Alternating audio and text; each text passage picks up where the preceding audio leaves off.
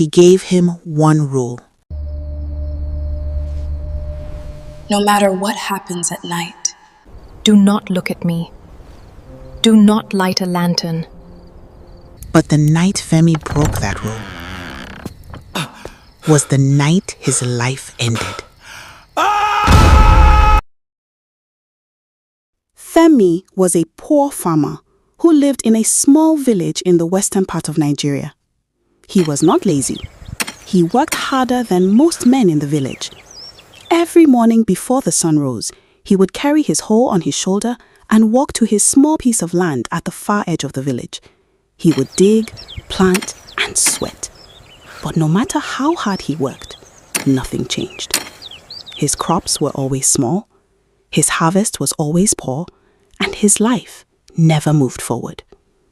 Sometimes he would sit alone in front of his old mud house at night, staring at the sky, asking himself the same question over and over again. What am I doing wrong? What am I doing wrong? But no answer ever came.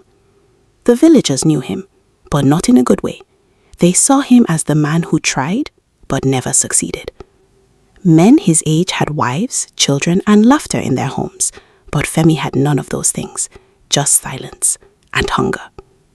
One afternoon, when the sun was high and the heat was strong, Femi was on his farm again. His body was tired, his throat was dry. He stopped digging and leaned on his hoe, breathing heavily. That was when he saw her. At first, he thought his eyes were playing tricks on him, because no one like her had ever walked through that part of the village before. She was coming slowly along the narrow path beside his farm.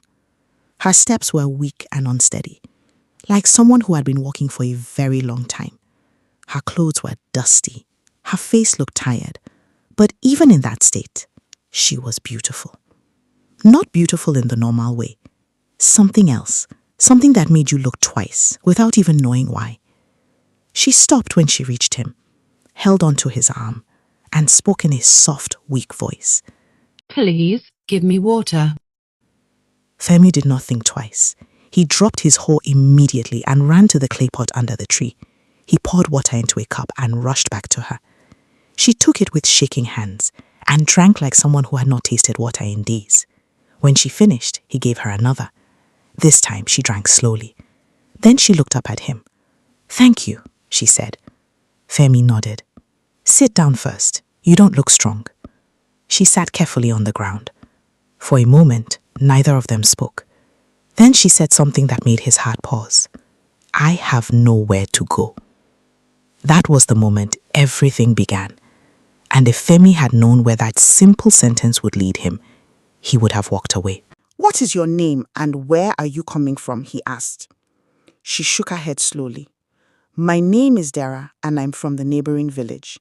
There's a famine in the land," she said. Her voice was calm, too calm. Femi looked at her again, really looked this time. There was something strange about her, something he could not explain. But he pushed the feeling aside because what he saw in front of him was a tired woman who needed help. And Femi had known too much hardship to ignore another person's pain. "There is a small room in my house," he said slowly. "It is not much, but you can stay there." She looked at him, and for a brief second, something flashed in her eyes, something deep, something that disappeared too quickly to understand. "You are kind," she said.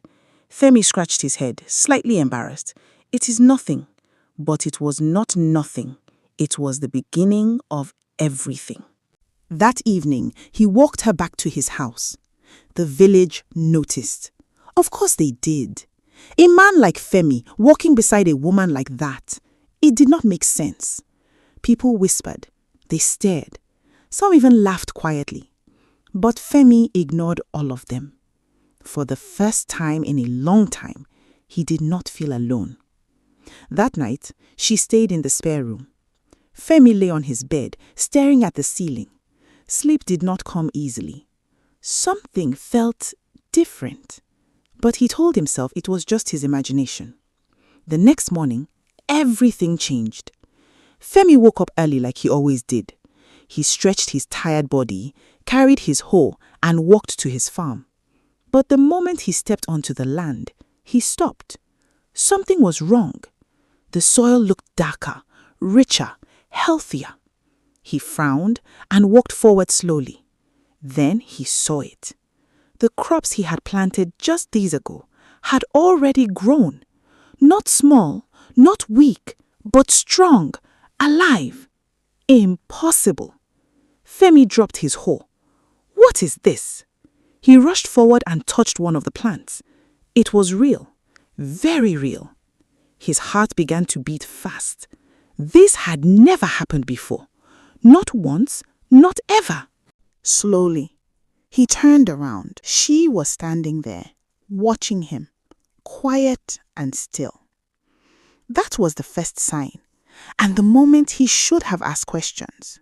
But he didn't, because for the first time in his life, something good was finally happening to him. And sometimes, when a man has suffered for too long, he stops asking questions, even when he should. But what Femi did not know was that every blessing entering his life was coming with a price he would soon be forced to pay. From that day on, Femi's life began to change. At first, it was small things, easy to ignore, easy to explain away. But that was how it started. The crops did not slow down. They grew faster each day, healthier, stronger. By the end of that week, Femi harvested more food than he had ever seen in his entire life. He stood in the middle of his farm, looking at baskets filled with yams, cassava, and vegetables. And for a moment, he did not move. He just stared, because something inside him knew. This was not normal. But then another thought came, a louder one. Don't question it. Just enjoy it. And that was exactly what he did. Word spread quickly in the village. How is it possible? He was poor just last month. Is he using something? Men began to visit his farm.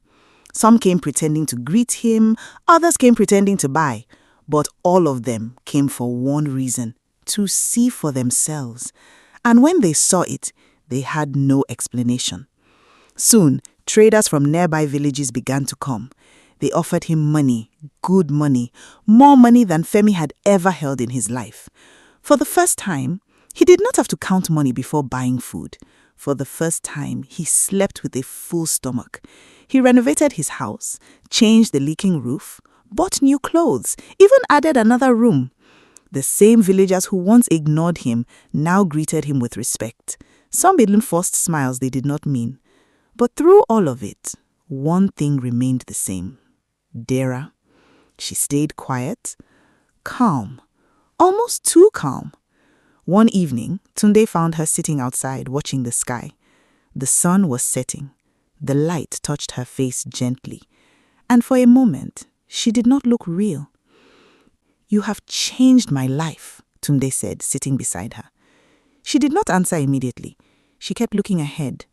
Then slowly, she spoke. "Things that change too fast are not always safe." Tunde laughed, a small, careless laugh. "After everything I have suffered, I am not afraid of change." That was the moment he ignored his biggest warning. Days turned into weeks, weeks into a month, and everything kept getting better. Too better. The farm became bigger.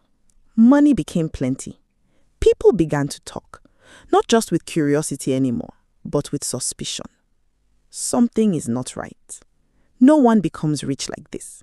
There is something behind it. Femi heard the whispers, but he did not care, because something else had grown inside him. Something stronger than fear. Love. He began to notice her more. The way she spoke, the way she moved, the quiet sadness in her eyes when she thought no one was looking. One night, as they sat together in silence, Femi spoke. "Stay with me," he said. She turned to him. "What do you mean?" "I mean, don't just stay as a visitor." He swallowed. "Be my wife." The air went still. For a moment, she said nothing. Then, She looked at him deeply, as if searching his soul for something. You don't know what you are asking, she said quietly. I don't need to know. I just know I don't want you to leave. There was another long silence. Then she asked one question. If I agree, will you trust me? Femi did not hesitate. Yes. That was the answer that sealed everything. She nodded slowly. Then I will stay. She smiled. But that was the only night she ever gave him a choice. Femi, listen to me. That woman in your house, something is not right. She is not human. If you stay with her, you will not survive it.